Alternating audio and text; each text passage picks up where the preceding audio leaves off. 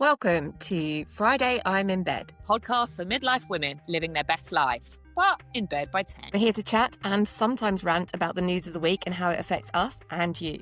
I'm Kate, a 53-year-old postmenopausal mum of two, whose happy place is at the front of a very loud gig, especially one that ends early. Jem, I'm 46 years old. I love running and cocktails and I'm child-free, but I am a devoted mum to two very spoilt pug babies. Please do like and subscribe wherever you listen to your podcasts, and do leave us a comment. We love to chat, as you can probably tell.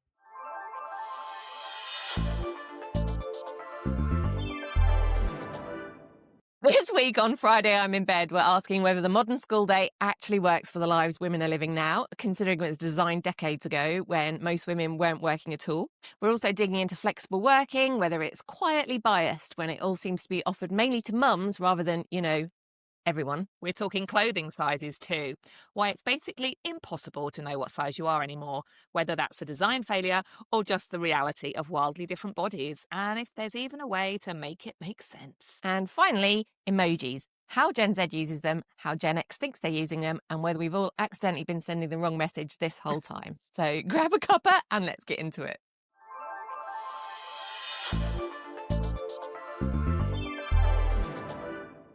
Hi, Kate. How are you this week? Good, thank you. Back to work after a nice Christmas and New Year off.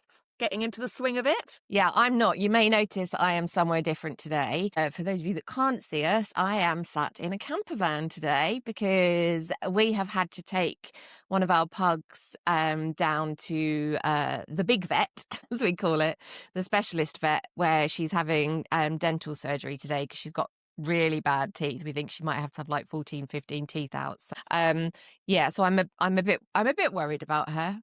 We will put that to the side to talk about emojis. Less important things, but random things like emojis. I think that's going to be quite a good topic. We're chatting about it at the end of the podcast, and I think it might be quite funny. I might test you on whether you know what the emojis mean to young people. So have you had snow? A little bit of snow, not a lot, a little dusting. I saw you on stories running in the snow, which means you are a dedicated runner. Well, I am a dedicated runner. I went out when it started snowing. So we had an inch maybe on the ground because up in Norwich, we've had quite a lot of snow. And so I started running thinking it's probably better to get it out of the way now while it's fresh snow than it will be when it's like ice and everything. However, I got snow on my glasses, so I couldn't see. And then I took my glasses off and I still couldn't see. And then as the snow got thicker, I could not see the edge of the curb and I fell off the curb and I have like a skinned knee. And when I say skinned, I mean like a proper skinned knee, like a 5-year-old playground accident skinned knee. So I wouldn't necessarily recommend being a dedicated runner and running in the snow. It's not the best idea. See, to me, that just is another reason why I won't be running. Oh, it was beautiful to start with. Absolutely beautiful to start with. It was peaceful. The snow was falling. I ran through some woodland. It was beautiful, but then it was not beautiful or nice or safe. Anyway, let's not talk about the weather. That's very British. Let's get on with it, shall we? I really want to talk about a news item that was in the press just before Christmas or over Christmas. And this is where a GP, Dr. Helen Eisenhower, was suspended for 5 months because she was making fake doctor's appointments at the end of the day to enable her to be able to leave on time to be able to pick up her children from after school clubs. This was all over the news because obviously it's dishonest. It's really hard to get a GP's appointment. However, what was interesting to me was when I went online, I read the comments and, they always say, don't read the comments, but I am obsessed with reading comments because I can kind of gauge feeling. And I would say about 99%, obviously that's not, actual data, but that 99% was full of people, not just women, saying, I'm in exactly the same situation. I might not be a GP, but I can't get away from work to pick up my kids. I can't get my kids into after school clubs. There are no childminders locally. Like, this is a thing. And actually, this has raised awareness that it is a thing. Loads of men in the comments, in particular the men, saying they had to block out appointments exactly the same way to get away. And actually, we should be getting better flexible working so that we can leave work to pick up our children. So it's kind of an interesting thing to chat about, because there's many layers to this. There's one, the childcare issue. And obviously, I've got children. I know you haven't, but it'd be interesting to think about the fact that, like, is school fit for purpose anymore with, hours with working mums? But also there's flexible working hours. Should an employer allow you to get away from work to be able to pick up your kids? But is it right that a GP does it because you can't get a doctor's appointment? We work, so we want doctor's appointments in the evening, but doctors have a life too. And so it's like there's so many threads to talk about here. Yes. So I actually hadn't seen the news story when you first mentioned it to me, and I did go and read it. And I was quite, so it seems like it wasn't that she was doing it regularly either. She did it once by the looks of things, like one time in July, it kind of suggested in one of the articles I read, and that she was supposed to leave at 4:45, and she put face-to-face appointments in with people she'd already spoken to earlier in the day, just to make sure that she could leave on time. So I feel like it's really important that we're not actually saying that she was like skiving out of work that she was supposed to be doing. She was trying to get away on time in her job to make sure that she could pick up her children, because I feel like that is important to kind of all the layers of the conversation. Because Absolutely. like you kind of get that thing of it being, somebody's got to pick up the children. Like, and you can't just go, well, they'll just have to sit there because they're children. Like, I might not have children, but I am well aware that if children need picking up, they need picking up. But also to like the other layer of things, that for some reason, the idea of leaving work on time in so You're right. many industries, not just the NHS, seems to be some kind of like, well, work should come first. And why? So we had that kind of a thing over the pandemic. So we had, obviously, things got kind of more flexible. People were working from home, and we realized that was possible. But then there's been this massive push since to get everybody back into the office and back into, with GPs, it would be to see that people face to face rather than on the telephone, which, to be honest, I actually quite like telephone appointments, at Me least as too. an initial one, as long as a face-to-face is available. Like, why is that, and who does that benefit? And obviously we're both quite lucky in that we're both we work for other people, but we're both self-employed.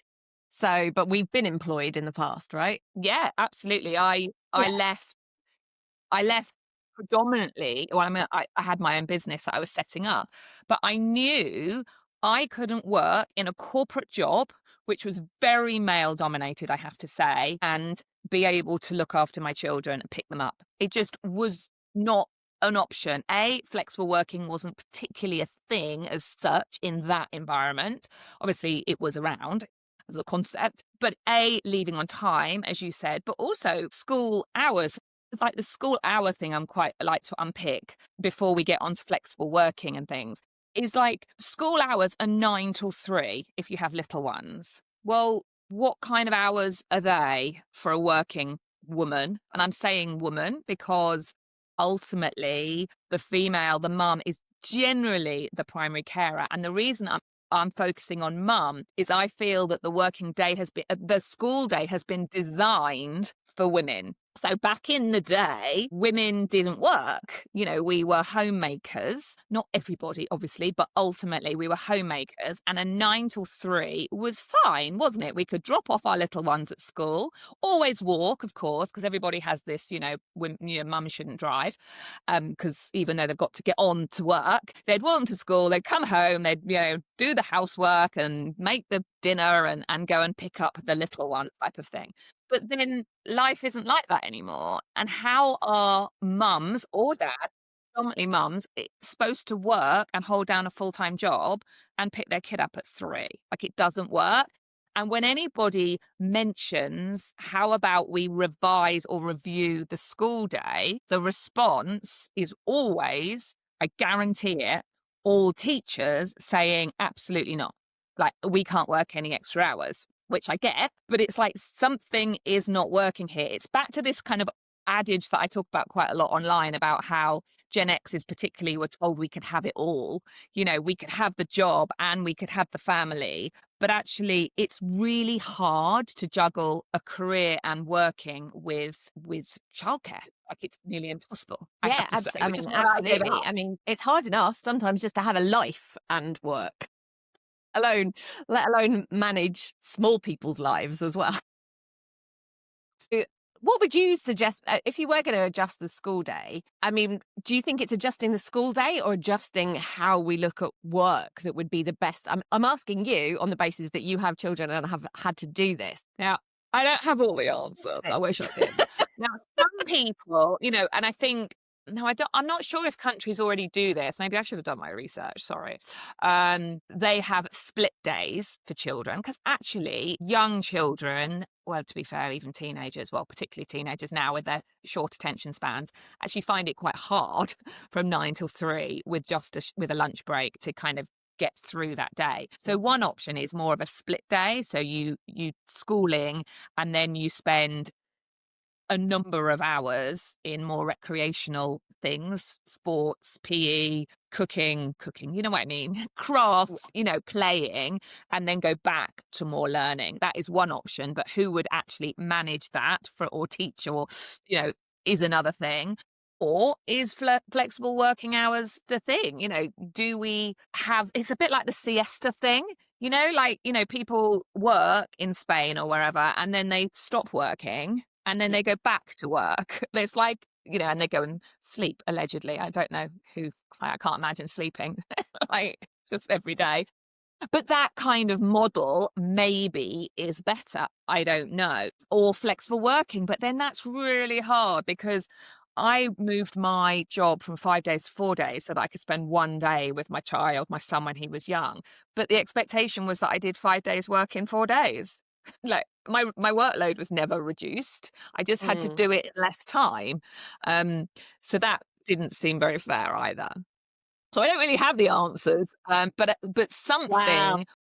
Do you have the answers? What do you think? Well, obviously not. If we had the answer that worked for everyone, then I'm sure that we could have done it. But I do think that, I mean, obviously most people need that dual income, especially if they have children, you know, cost of living, all that. It's not a thing where it's practical for one parent, regardless of which one it is, to stop working and be a stay-at-home parent. So there has to be a solution. I mean, historically, these things disadvantage women more because they tend to be the primary carers.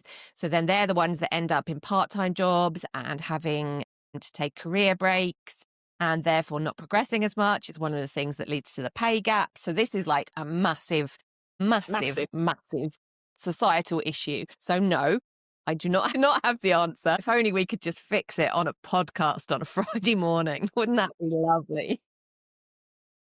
I Think don't have the think answer, but I do think that the pandemic brought a lot. I know I keep bringing it up because it was just a really kind of interesting moment with that office work. So I have worked in the NHS before as well. I know that, again, it's quite a female dominated place to work.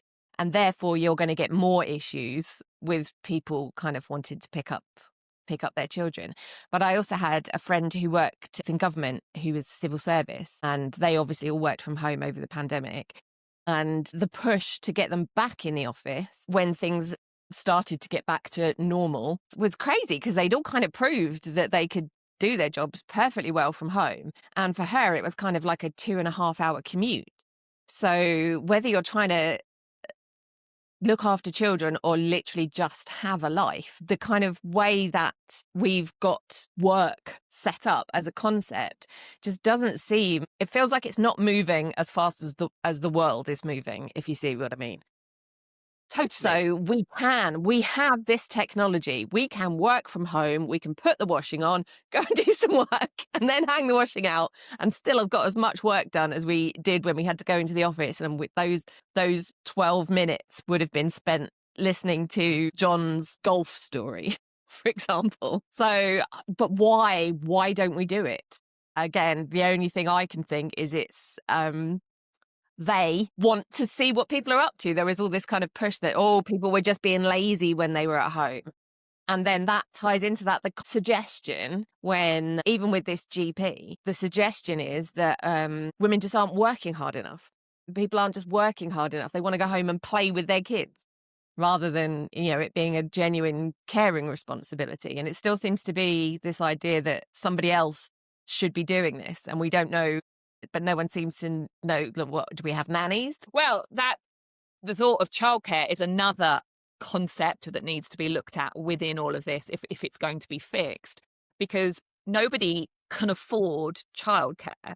I mean, there are more people choosing not to work because they can't, all their salary would go on childcare. So that doesn't, the nanny concept or the childcare or nursery, like it's thousands, it's a lot of money. And also that after school club, so back to the GP, she wasn't trying to pick them up at 3, she was trying to pick them up at 6. So she'd got them into after school club, which only if there is a cap on how many kids they can have at after school club. Because if you've got a school of like 500 kids, you can only have 40 in after school club. So that's a lot of kids. You've got to fight for your place and you've got to pay for it, although it isn't overly expensive, but you've got to fight for your place. So I think if we create childcare that's affordable, that would help. That would help, because having a nanny, like no one's got, and also you don't need a nanny for an hour a day. Do you know what I mean? It's like between 5 and 7, so I can get home from work. Well, there are childminders, but they stop at 6 as well. So, but I'm really interested with flexible workings. You've said about employers wanting to get us back into the office, and I think there's a lot of distrust. Again, I wonder how much it's female focused versus male focused, because we're putting the washing on and but I know because I've worked from home, I can put the washing on and quickly walk the dog round the block and do more work than my colleagues who are in the office. Right. But I think flexible working, I feel, or this is from my experience whilst working, I work for Tesco's, but in a very got to see Tesco's is stores are very female orientated actually. Because it's part-time working. Exactly. But I was working in property, so it's builders, although it's not builders, it's builders and suits. But anyway, where was I going with this? Yes, flexible. We didn't really have flexible working, but it was starting to happen. So when I had my kids, I went back part-time. But when I came back after my second child, I did a job share. And so they were starting to bring more flexible hours with job shares and things like that.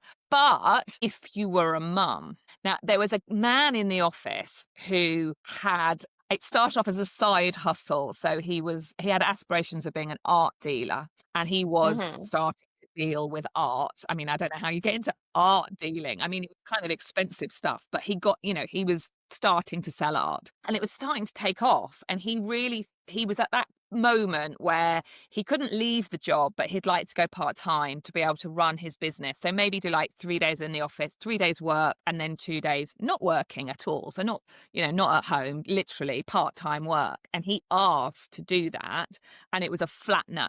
But if I had asked to look after my children and do a 3-2, so I could spend 2 days with my kids and 3 days working, it would have been considered. Not necessarily granted, but considered. And that's made me think, especially with, preparing for today, is flexible working, I mean, obviously it's a positive, but is it actually biased towards mothers, i.e. it would be biased against you and it would be biased against a dad or a man who isn't a dad?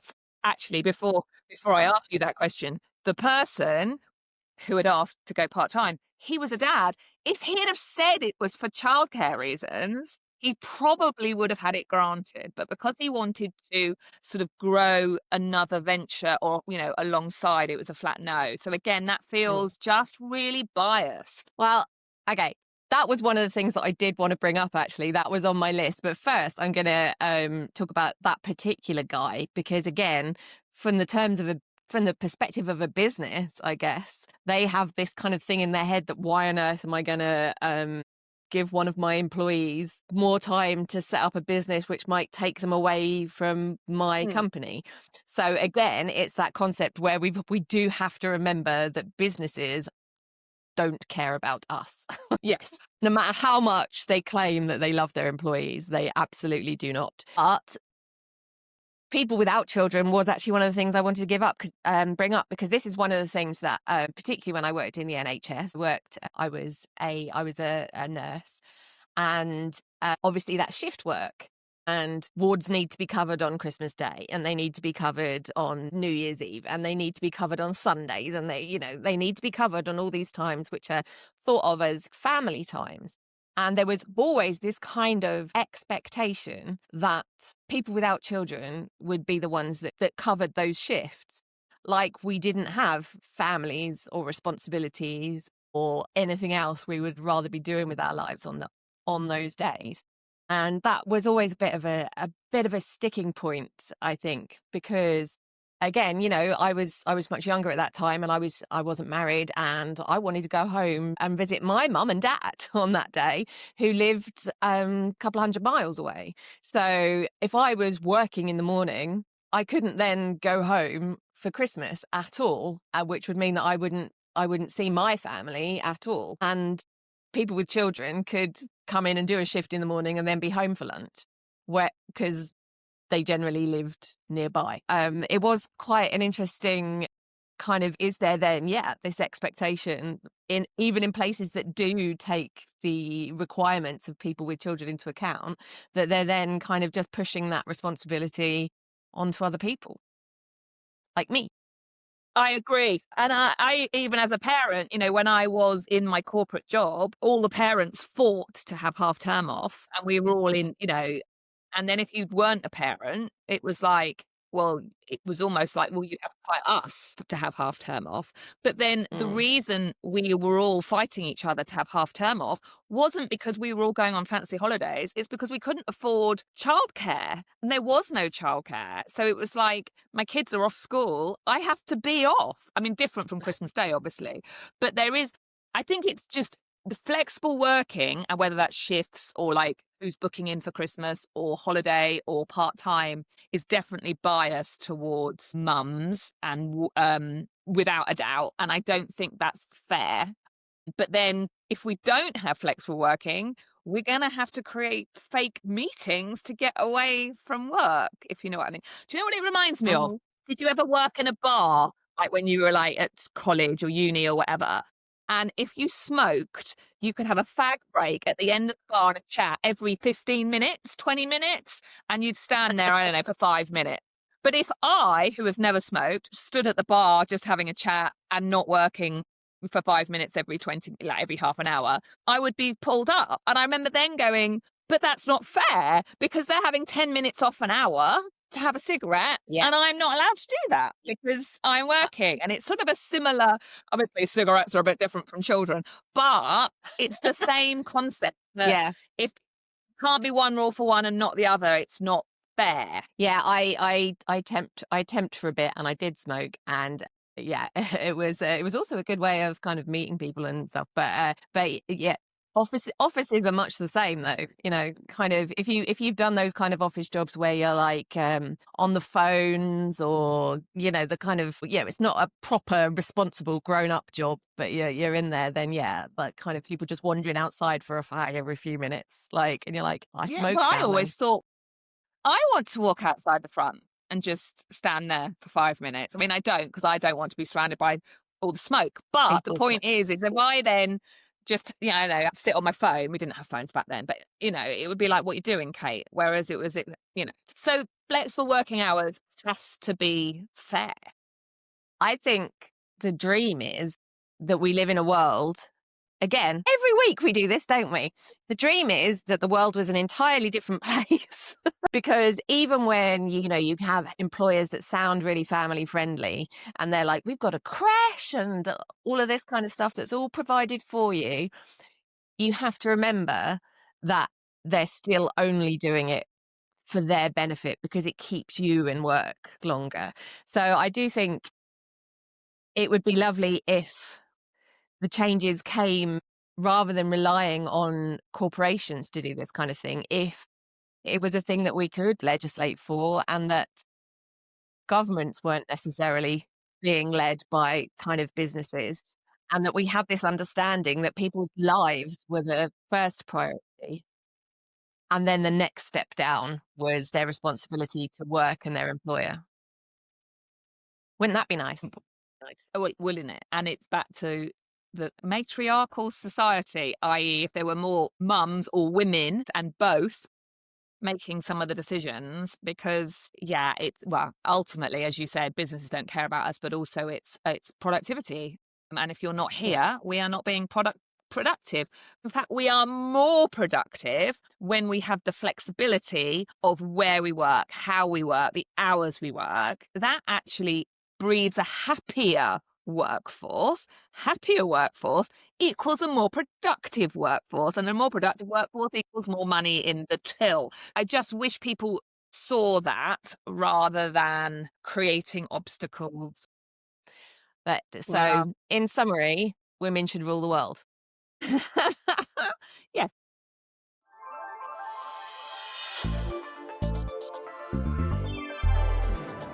About clothes now. I love And clothes. yeah, me too.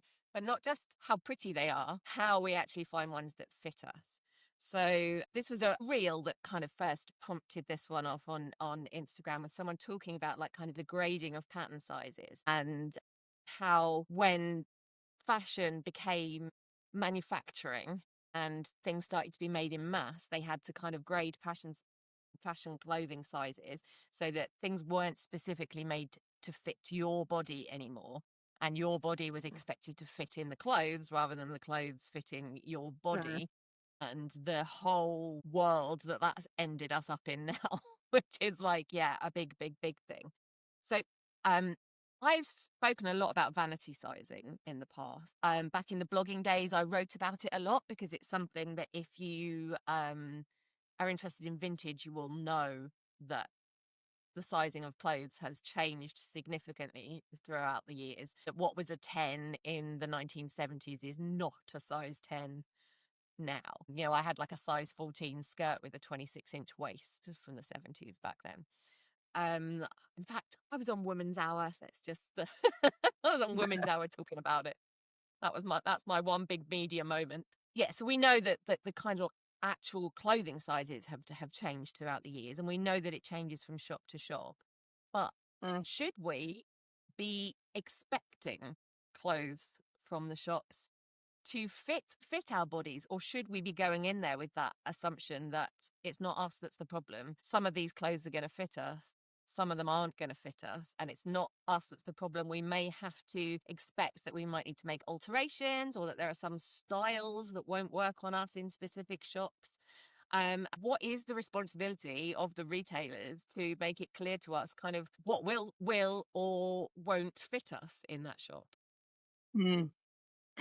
So when I saw that reel, there was a bit of a light bulb moment. So I know that a size 10 in one shop is different from a size 10 in another shop. And I know that in some shops I have to size up, and some shops I am the same size. And, I know this. And it's the sort of thing that we all moan about and have moaned about forever and a day, because it's frustrating and you don't know what to order, especially with online shopping. It becomes hard work. But the light bulb moment for me, and it sounds so obvious from you were just talking about it there, but it was like a light bulb moment, was that all our bodies are different. Everybody's body is a different shape and dimension. So how the hell is a clothing retailer going to create something that fits us all?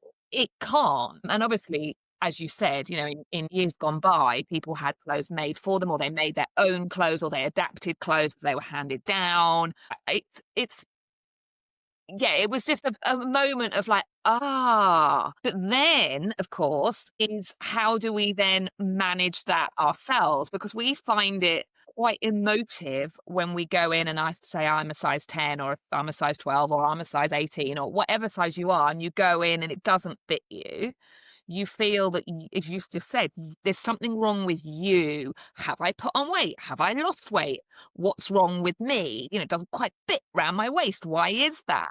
Maybe it's because your waist is slightly smaller than your hips, more so than the next person. How do we kind of manage the emotional side as well as the practical side? Because obviously you do need to shop and get some clothes that fit, and we can't all sew. So this was actually the topic of the women's hour section that I did. Was they had a man on, obviously, saying that women were too emotional about clothing sizes, and obviously I was quite enraged by this because it's just very typical to have a bloke turn up and tell us we're all too emotional. But I think part of the issue is that We lack of are. understanding. I mean, if you had that light bulb moment, then imagine the way kind of a 20-year-old or an 18-year-old is feeling when those clothes don't fit them, and they people place Oh. such a random amount of value on the number on a clothes size label. I've always known that my proportions, I had my waist to hip ratio, I had a small waist and big hips, something that has changed with perimenopause and steroids and then medical menopause and all that. So people would say, oh, with your curves, you'd look amazing in this kind of like fitted dress. But I would know full well that I could not wear that fitted dress because the shop that it came from would mean that either it'd be so tight that every time I sat down, there'd be a risk of it splitting on my hips, or there'd be so much extra fabric around my waist that we would not be getting that lovely kind of like curvy silhouette. Mm. But in other shops, that dress might have fitted me perfectly because the shops were kind of cutting to kind of different pattern sizes. But it's very difficult to know without trial and error which shops are the ones that will fit you, because even their own size charts aren't necessarily as accurate as you would hope that they would be. So there's just that lack of understanding at all that the fact that you are a size 10 does not mean you are a size 10 everywhere, or that something that's a size 10 will automatically fit all parts of your body, because we're essentially trying to turn a 3D human being into one number, which isn't even Yeah. possible. I mean, even if we did waist and hip measurements, you would still find that people would be shaped slightly differently. They would carry their weight slightly higher, slightly lower, that therefore those things still wouldn't fit them perfectly. So, is the ideal that the shops all use the same pattern ratio? So, bust, waist, hips, leg length, arm length, torso length ratio. Would that make our lives easier? So the problem that you have with that is that no, it wouldn't make your life easier, because then you would find that if you were slightly outside of those normal ranges, that you wouldn't be able to buy clothes anywhere. Yeah, taking into account the target market of shops as well. So like I said, as I've got older and for various reasons, my waist to hip ratio, I have a slightly thicker waist now than I did previously when I had like 11, 12-inch difference between my waist and hips, and a lot of shops cut to like an 8-inch difference. Shops that cater largely to a older market like us will cut their clothes to take that potentially into more account. Shops that sell to a very young market will also be taking into account the ratios of their average customer, whereas that kind of then people who are selling to people in their 20s and early 30s would then cut to a different thing. But it's again, I don't know what the answer to it is, other than us all to start doing our own sewing again. But I do think that if shops took that responsibility to make it clearer kind of how they grade their patterns, who their target market was, then it would make it a lot easier for people to understand that it's not their bodies that is the problem, that are the problem, that they just need to find the place that works for them. Picking up on what you just said, though, about your Women's Hour interview and how the man there said that women are more emotional and you were like cross or whatever, like, oh, um, Rage. we are. I actually agree with him. We are more emotional. If my husband goes into a shop and the medium doesn't fit him and he has to wear a large, he just buys the large. He literally does not care.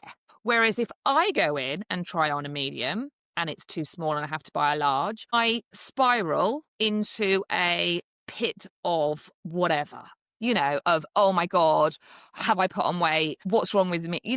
Do I need to go on a diet? Am I bloated? I just go into this. Whereas my husband would be like, well, the large looks better on me, so I'll buy that one. Like, totally chill. And we need to be more like that. And actually, okay, so the medium doesn't fit me, the large is better. That's fine. Nobody sees the label anyway. Who cares? Doesn't matter. But we still, well, I definitely do, and I know a lot of women do, still go into that spiral of doom because of the label number. That's because that's because we are taught our whole lives that our worth is entirely wrapped up in how we look and how we present and what other people think of us in that way. So we're told that we should be a size 10, that we need to be small. We're told kind of like, I mean, yeah, we'll go back to the 90s and weighing Victoria Beckham just after she'd had children, which comes up again on social media every so often, doesn't it? So we are told to connect our self-worth with that. So when we go in and the clothes don't fit, it's not the clothes that are the problem, it's us. And again, there's a whole industry that we've built around that. The diet industry, which it being January is obviously right up there right now, and we're all being sold the wonders of weight loss. So kind of all those, we're talking about big business a lot today and how they impact our lives and don't care about us at all. But this is another perfect example of it. Like, the weight loss industry can sell us that it's us that's the problem, and the fashion industry can tell us that it's us that's the problem. It's not their clothes, it's us that's the problem. And therefore, they don't have to fix anything. They don't need to give us more information, which would obviously be way, way harder for them, right? That's why that light bulb moment was so good for me last week, when I saw it, because, realizing that this size 10 person and this size 10 person and this size 10 person and this size 10 person all have different bodies and all have different dimensions and will all fit or not fit in was like, yeah. And it's kind of getting that message out there, I think, is really important, because it's so hard to unpick decades of your worth is due to your, is linked to your size. That's a huge bit of unpicking that's going to take a long time to unpick. But realizing that one size 16 is different from another size 16, like, it's that size 16 dress is not going to fit everybody who is a size 16. It's just not going to happen, was quite revolutionary for me in my thinking. I found it actually quite beneficial. But then back to what you were saying about, sewing, and I'll go back to schooling, what I was talking about, if we actually taught people in downtime to do things like crafting and sewing, it might be good, because you could buy that size 16 and just take it in a little bit or take it out a little bit, shorten it a little bit, and have the confidence to do it like we used to do. That would probably be good. Although, why should we? You could also say. To be fair, if we're paying that much for some of the pieces of tat that get that get shipped out as well, I think once you get into plus sizes, you face even more issues. So once you get outside of that kind of like standard size range, which seems in most places to go up to like kind of a 16, 18, the grading of patterns, it's not just literally a case of making them bigger as well. It's like people will have different proportions. If you just keep making them bigger and bigger and bigger and bigger and bigger, then people end up with, arms lengths down by their ankles. And also the way when you get into plus sizes that people will be carrying weight differently. The shapes of things need to change as well, not just the measurements. And I think that's a very important thing to take into account as well. So when you're looking at size ranges in shops, you don't necessarily just want to go, okay, do a bigger size range, because there is a different pattern grading that's needed for those larger sizes. So Are there any shops, for instance, that you know that fit you better than, say, somewhere else? Don't really buy clothes from the high street. Probably like Marks and Spencers, for example, but they're probably designing it well, historically, they've designed it for, 50-year-old women and above, but now obviously they reinvented themselves, with their new, fashion woman, I don't know her name, that's come from Topshop to be more millennial, so 40-somethings, but generally fits me. But it's funny because if I mean, I didn't really shop on the high street, but I know, say, for example, in H&M, I'd have to go up a size, but it's funnily enough, I'm not that worried if I have to because its demographic is younger than me. Back to what you were saying about our bodies changing. I always sort of think, well, it's kind of not aimed at me. So obviously I need to go up. That's okay. And I think maybe because I wear so much vintage, I'm used to the fact that you just measure the item. Like, I think I'm not Mhm. so like tied up with it.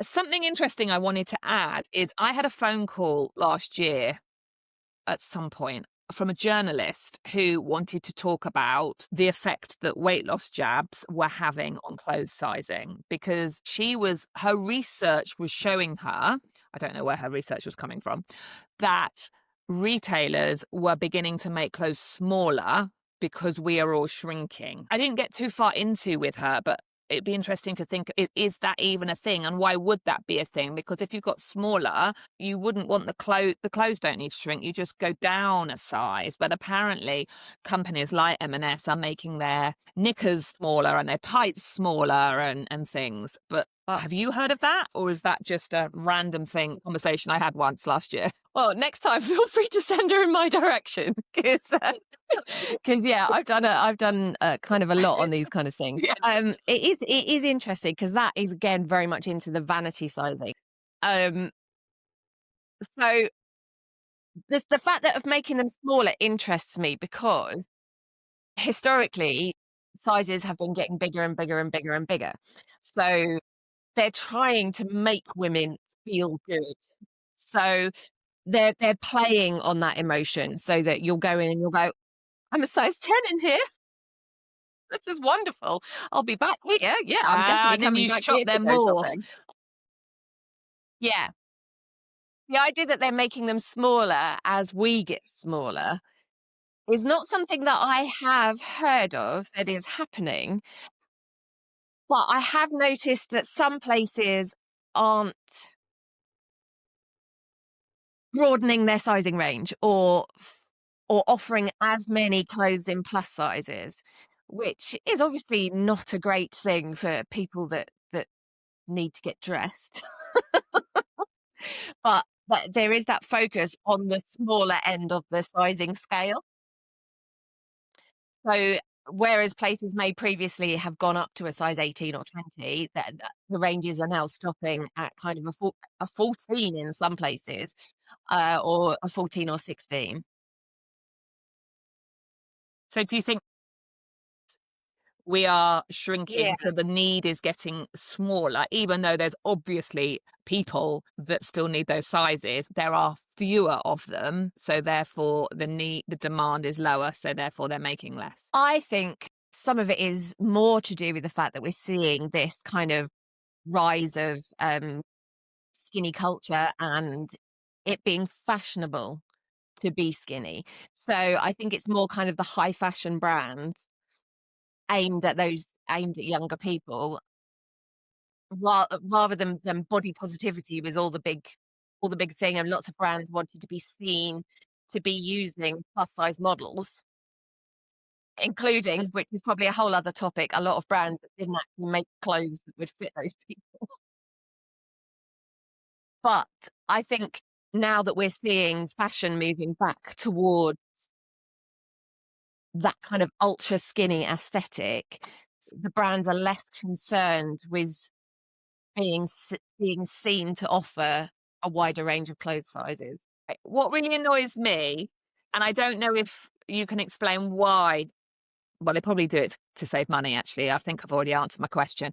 But shops that have size 8 to 10, 12 to 14, 16 to 18, and I'm a 10 to 12. So an 8 to 10 will be too small and a 12 to 14 will be too big. Why is that purely to save money? And how annoying is it that I therefore can't shop in those shops? I think a lot of places do it depending on like the cut of the product.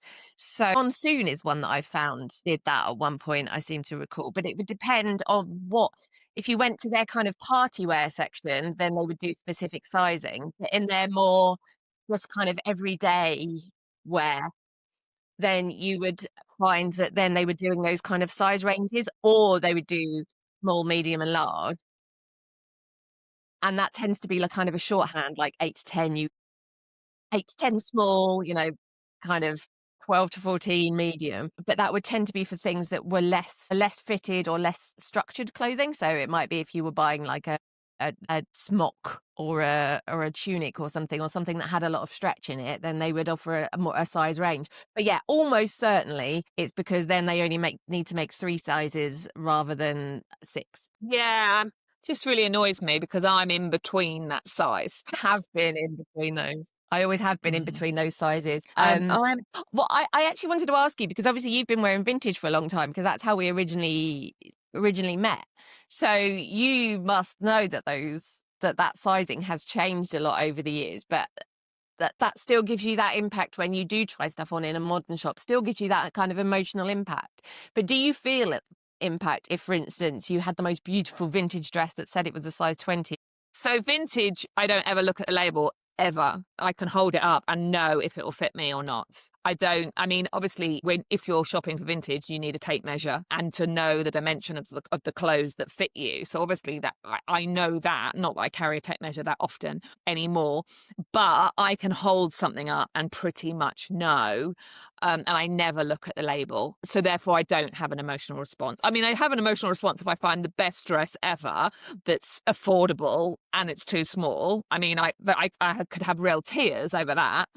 But yeah, I think I try not to have an emotional response in modern clothing shops, but has somebody that's had a history of disordered eating and, just emotion, just diet culture, just the usual, all the things we've said, I do still have an emotional response, even though my content is about empowering women. You are not your size. You are not what society, deems you to be. All that uplifting stuff, I still have that reaction. And I think most women do. And as you said, when you say, when you're almost like, oh, it's a smaller size in this shop and I'm going to carry on shopping there, when you know that they're potentially doing that on purpose to make you feel good and to shop there more often, it's setting you up to fail in the next shop. It's just really horrible because it's playing with our emotions and, it sucks. Yeah. Again, we're not going to change the entire world, are we? But if we take anything away from this conversation, I think it's to, really, really think critically about where that emotional response comes from. And remember, it's not you, it's them. Absolutely.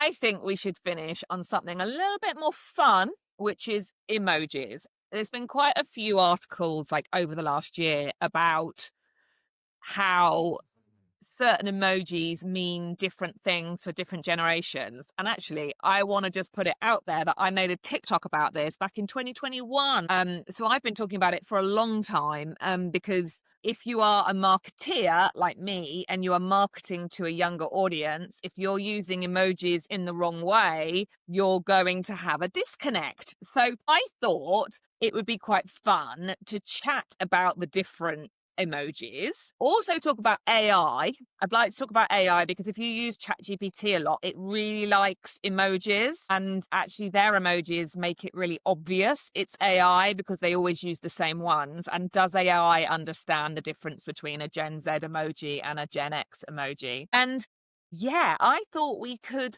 potentially educate some listeners just in case they didn't realise, particularly if they're parents or if they're marketing to younger people. So I'm going to start asking you, Jim, what you think an emoji means if you're a teenager. So I'm going to start with the classic smiley face emoji. It's probably the first one. It's literally yellow face, smile, maybe slightly open mouth, just a Smiley mouth emoji. What do you think that means to a young person? To a young person, or what does it mean to me? Okay. So, yeah, I mean, I was around for the birth of emojis. So I think that to me that was always just like that was the default. But if someone put that at the end of a thing now, it would be a bit. I don't know what the word is. Is it would be like I'm not really happy, but maybe I think maybe I don't know. Do young people even use a basic emoji? Okay, yeah. For me, I'm going with. To me, it means Well, it basically means what the fuck? So you're kind of right, although maybe you or I are thinking about that. Because I think most people think a standard smiley emoji is like, yeah, I like that. Happy face. Like it's just a bit banal, it's a bit like nothing, but it's not offensive. Whereas Gen Z, it's very much like, what the fuck? That's how they'd use it. And I'm like, how does that even work? Because it's literally just a smiley face. yeah, maybe I can. Yeah, I don't.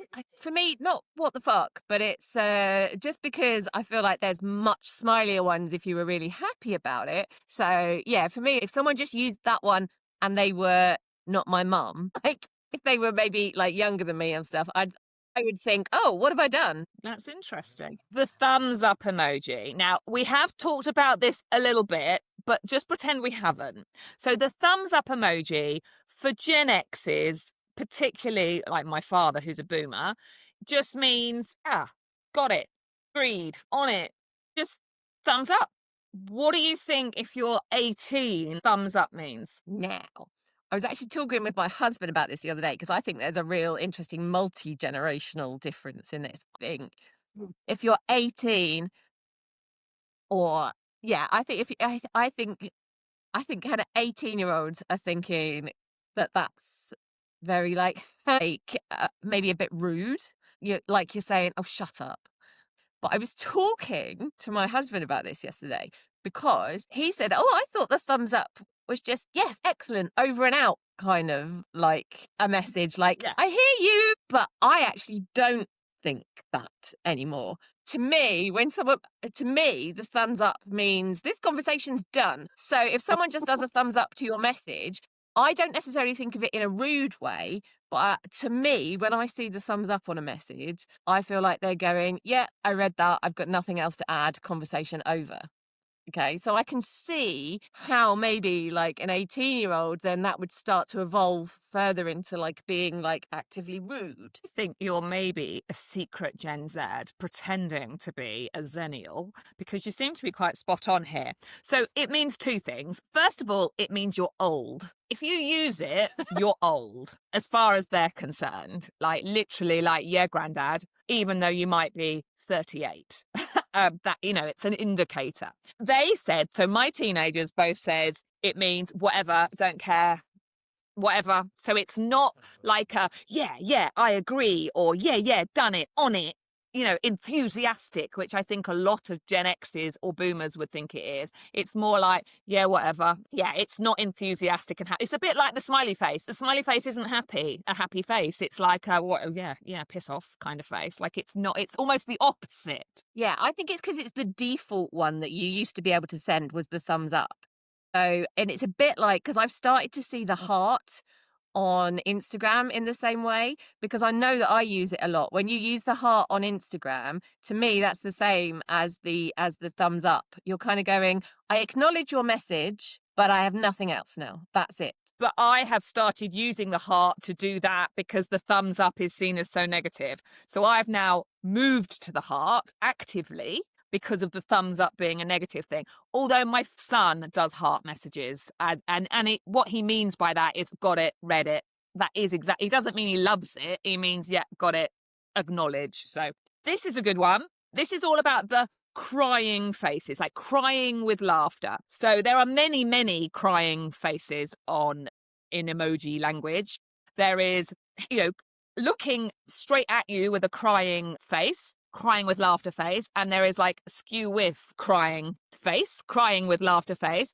Both would never be used by Gen Z because, again, it means you're old, basically. What they use instead is floods of tears. So there's an emoji where there's like almost like a river coming out of each eye.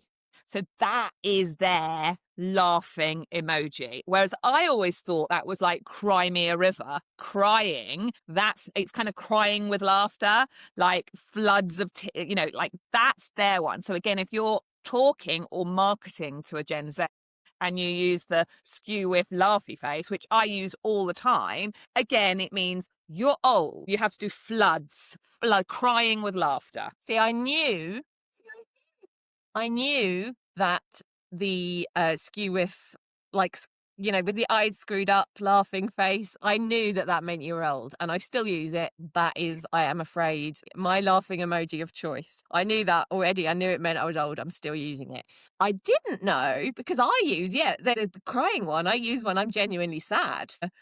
But I use it when I'm genuinely sad in a maybe less serious sense. Kind of, I wanted to go to that party, but I can't now, crying kind of sense is how I would probably use the kind of cry me a river one. I don't know if that was ever correct, but yeah, that's how I tend to use that one. However, I do know, and I do occasionally use, because obviously I'm so young and trendy, the skull face emoji. So the skull face emoji has evolved. So when I did the TikTok in 2021, my kids told me it meant like dying with laughter almost. So the skull face was used as that's really funny. But that's evolved because, of course, we can't say the same. It now means, what have I written? It's almost like, for fuck's sake, laughing. Now, I wrote back to my children, because we did this via WhatsApp, and I was like, what do you mean, for fuck's sake, laughing? And this is what my daughter said. It's like when you laugh at dad's jokes when they're not funny, but they're so bad, they're almost funny. So it's for fuck's sake, laughing. And I thought, well, that sums up my entire relationship with my husband. But so it's quite hard to kind of really pinpoint what that is, but it's almost like, oh my God, that's so funny, but not really, but is, but isn't, but is. Well, I'm not as cool as I thought I was then, obviously, because I thought it was like dying laughing, and that's how I use it. I know that I have friends who are like in their 30s that use it like that. So yeah, that was me thinking I was super cool. Obviously not, because no, I haven't I haven't caught up with the oh. Is it? I guess is it a bit like that? Then is it? Where you like groan with laughter? I think so. It's like a cringy laugh. Well, like my husband's jokes. So next one, I asked them, what would you never use? And they said, this really surprised me, the angry face, which is the round red, like, or orangey, like angry face. And also next level up, which is the angry face, but with like X's, or it's like expletives across the mouth. And I said, well, what do you use when you're angry then? What do you use to show that you're angry? And they both said, we don't. And I was like, what? Like, why don't you? And they said, if I'm angry, I just turn off from the conversation, or I just communicate that I'm not happy. And I was like, okay, that sounds very grown up for a teenager. Right? See, to me, those kind of angry faces are very boomer coded to me. I associate those kind of red angry faces with, I'm going to say, gammon, with that kind of gammon vibe. Like, people get angry when they see it on, there's a post about someone who came from Poland having a job, angry face, like, that's what I associate that with. So I don't use those emojis. If I am angry online, I don't use emojis at all. So I don't do that. I tend not to get into arguments online because I get upset, but I would like to say that I just walk away politely and don't get involved in the conversation. But what I would actually do is just go and tell my husband how angry I am. Again, you're so Gen Z. But I wonder whether it's because the Facebook, which is boomerland, obviously we're all on Facebook, but you know what I mean? This is what Gen Zs think. They are the default ones. There's the wow and the thumbs up and the angry face. So maybe that's why. These might be new to you, may not be new to you, but I thought it might be useful for anybody listening, particularly if you're parents, what all the drug emojis are.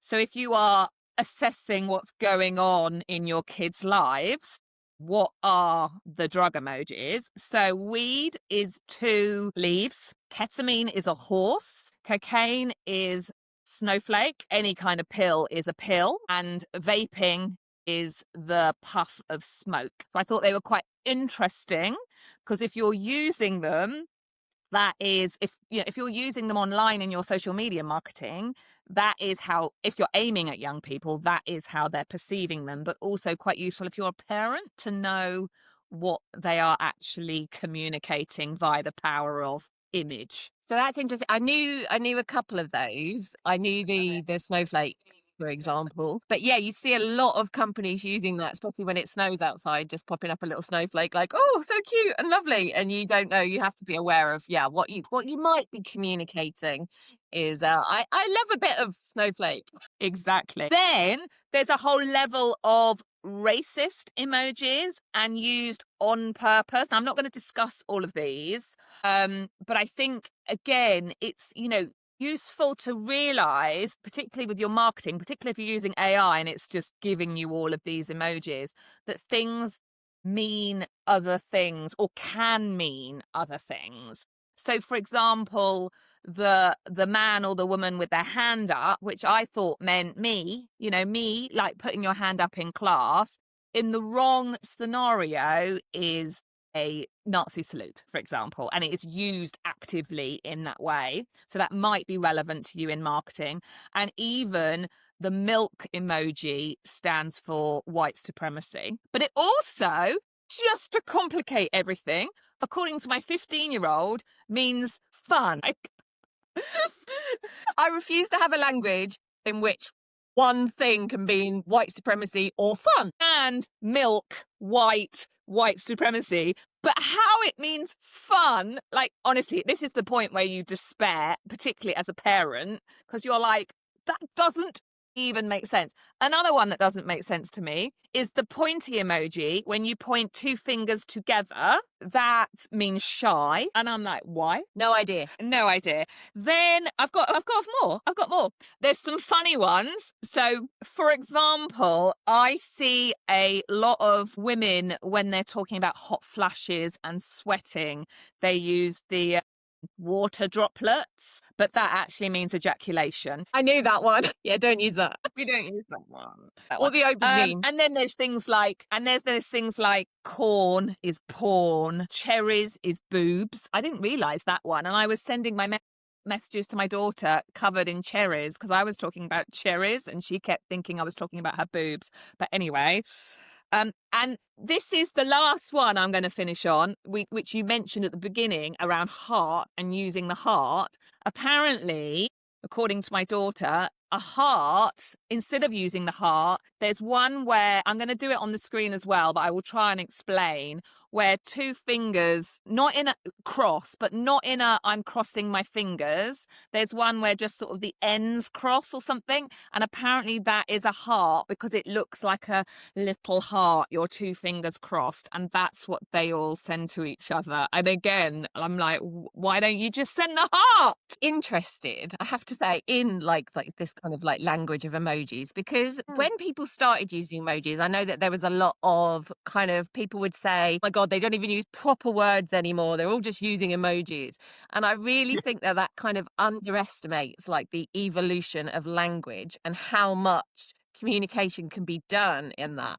And I also, not to get a bit highbrow now in a conversation about emojis, but it's always really, really, really interesting to think about how people use language like that to hide their meaning from people. And they're all using these emojis to try and hide the meaning from their parents, and they're kind of giving them new meanings as they go along. But you've got to think about things like Polari and Cockney rhyming slang and things like that, where you could use completely different words to mean something different. So I genuinely think it's a really, really, really fascinating topic. I agree. I absolutely love it. I love anything that's sort of generational, that's linked to social history and things like that. In the future, we'll talk about how young people used emojis or how young people spoke and how, I think it's really fascinating. I think from a marketing perspective, it's really important to keep on top of it. And I thought maybe we could just quickly end with ChatGPT, because we have talked about AI before and it loves an emoji. Like, my God, every time if you ask it to like write an Instagram post, it plasters it with emojis. You always know if it's ChatGPT if there's a rocket in it, for example, because that is so ChatGPT.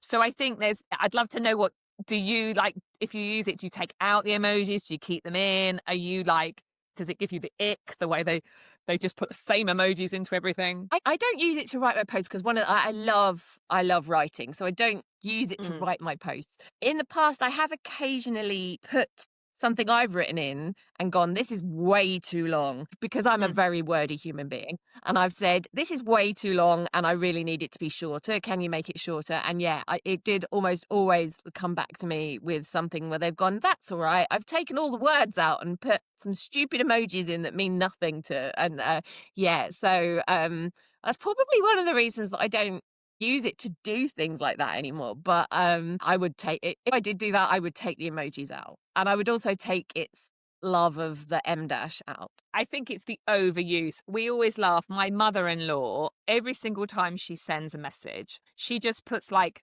5 emojis at the end, but they're always like a butterfly, a dolphin, a ladybird. I don't even know if it's a ladybird one. Like a heart, like this, like random. And you're like, does this mean something? Or is she just randomly putting a dolphin?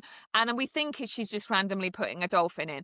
But again, it's that boomer thing of emojis. Like, I'm going to use loads of emojis and I'll just put all these in. And I feel like ChatGPT is the same level of like, I need to put loads of random emojis in to make me look really fun.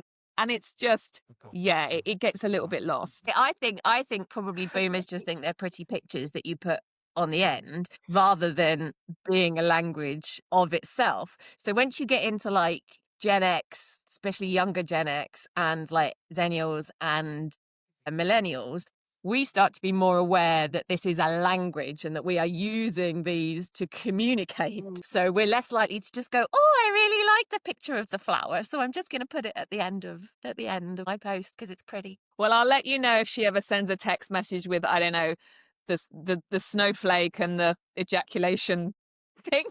She's likely to do that because she's got no idea. Yeah, because we all know you really don't. You might be thinking you're putting some like lovely fruit and vegetables at the end here, but we really don't want cherries, peaches, and aubergines in the same message. Anyway, I think that was fascinating. I think we should come back to the Gen Z thing in the future. I think there's like even just like the abbreviations. You know how we say LOL, lol, which they would never, ever use because that's like the most boomer thing ever.